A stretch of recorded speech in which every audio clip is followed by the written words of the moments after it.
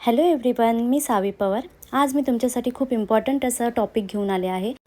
हे तुमच्यासोबत पण कधीतरी झालंच असेल की तुम्ही ब्राईडला मस्कारा लावता आणि तो मस्कारा तुमचा एकतर आयलिडवर लागला आहे नाहीतर डोळ्यांच्या खाली लागला आहे आणि ऑलरेडी मेकअप पूर्ण झाला आहे तुमचा आणि आता तुम्हाला रिमूव्ह कसं करायचं आहे त्याला।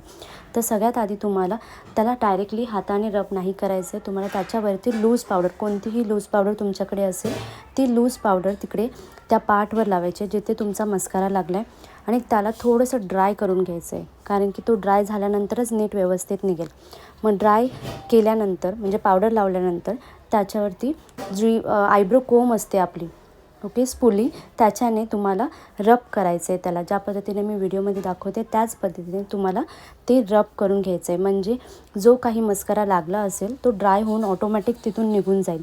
तुम्ही व्हिडिओमध्ये बघत असाल की तो पूर्ण मस्कारा ऑटोमॅटिकली निघाला आहे। आणि आता मी आय मेकअपला थोडंसं पुन्हा ब्लेंड करून घेते, म्हणजे जिथे पावडर लागले ते पण निघून जाईल। तर ही टिप तुम्हाला कशी वाटली हे कमेंट करून नक्की सांगा आणि जास्तीत जास्त तुमच्या फ्रेंड्सला शेअर करा। थँक्यू।